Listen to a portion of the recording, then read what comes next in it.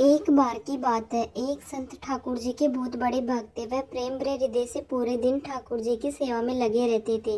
प्रातःकाल उन्हें बड़े प्रेम से उठाना, स्नान आदि करवाकर उन्हें अत्यंत प्रेम के साथ अपने हाथों से भोग लगाते और उसके बाद वह उनके भजन कीर्तन में लीन हो जाते और रात्रि में भक्ति और प्रेम से परिपूर्ण होकर उनको सुलाकर ही स्वयं सोते थे। यह कार्य उनकी दिनचर्या बन गया था। ऐसा प्रतिदिन करते करते उनका समय कब व्यतीत हो जाता था, उन्हें स्वयं भी इस बात का ज्ञात नहीं। उन्होंने बिहारी जी की सेवा में ही स्वयं को लीन कर लिया था।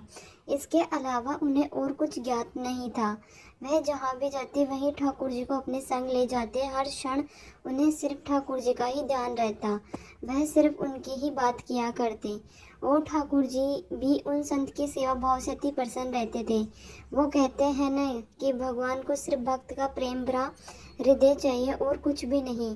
यह बात इस कहानी से सिद्ध हो जाती है कि भगवान को सिर्फ प्रेम और भक्ति की शक्ति से ही वश में किया जा सकता है। एक बार वह संत कुछ अन्य संतों के साथ ट्रेन की यात्रा कर रहे थे।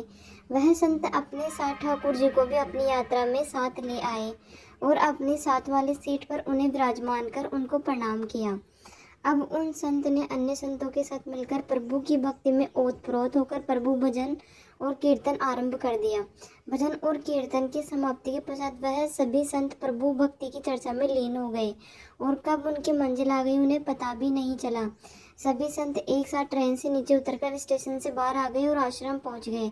आश्रम में पहुंचकर जब उन संत का भोजन का समय हुआ तो उन संत ने सोचा कि ठाकुर जी के भी भोग का समय हो चुका है। बिना ठाकुर जी को भोग लगाए मैं भोजन कैसे ग्रहण कर सकता हूँ। और वह ठाकुर जी को भोग लगाने के लिए भोग की तैयारी करने लगे। किंतु यह क्या, जब वह संत भोग लगाने के लिए ठाकुर जी को अपने बक्से में से निकालने लगे तो ठाकुर जी तो वहां पर विराजमान ही नहीं थे। यह दृश्य देखकर संत को बहुत आघात लगा। वह अपने चारों तरफ ठाकुर जी को ढूंढने लगे किंतु ठाकुर जी नहीं मिले। वह संत निराश हो गए। अब उन्होंने अपनी व्यथा अन्य संतों से कही तो सभी संत मिलकर पूरे आश्रम में ठाकुर जी को ढूंढने लगे किंतु ठाकुर जी भी कहीं नहीं मिले। अब वह संत और ज्यादा निराश होने लगे। वह सोचने लगे कि बिना ठाकुर जी के मैं क्या करूंगा। यह बात सोचते सोचते उनके नेत्रों से अश्रु की धारा बहने लगी। यह देख अन्य संत उन सज्जन संत को समझाने लगे कि कोई बात नहीं, यदि आपके ठाकुर जी नहीं मिल रहे तो हम आपको दूसरे ठाकुर जी ला देंगे, किंतु आप अपना मन हल्का मत करिए। किंतु वह संत नहीं माने। वह लगातार रोए जा रहे थे। यही कह रहे थे कि मुझे तो अपने ही ठाकुर जी चाहिए जिनसे मैं रोज लाड लड़ाता था, उनके अलावा अन्य कोई नहीं चाहिए। उन्होंने अन्न और जल भी ग्रहण नहीं किया। ऐसा करते करते 4-5 घंटे बीत गए। इधर ठाकुर जी कहीं मिल नहीं रहे थे और उधर संत जी की तबीयत रो रो कर खराब होती जा रही थी। फिर अचानक एकाएक उन्हें याद आया कि आखिरी बार उन्होंने ठाकुर जी को ट्रेन में बिठाया था और प्रभु भक्ति की चर्चा में लीन हो गए। वो कब बगैर ठाकुर जी के लिए ट्रेन से उतर आश्रम पहुंच गए उन्हें पता ही नहीं चला। ये बात सुनते ही समस्त संतों ने उस सज्जन संत से कहा कि अब तो 4-5 घंटे बीत गए, वह ट्रेन बहुत दूर चली गई होगी।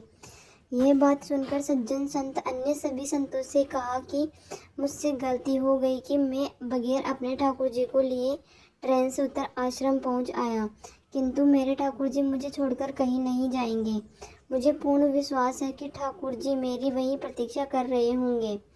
एक भक्त का अपने प्रभु के प्रति ऐसा आत्मविश्वास देखकर वहां उपस्थित सभी संत उन सज्जन संत को साथ लेकर स्टेशन की ओर चल दिए। स्टेशन पहुंचकर संतों ने स्टेशन मास्टर को अपनी सारी कहानी सुनाई। यह बात सुनकर स्टेशन मास्टर ने संतों से कहा कि एक ट्रेन पिछले 4-5 घंटे से स्टेशन पर खड़ी है।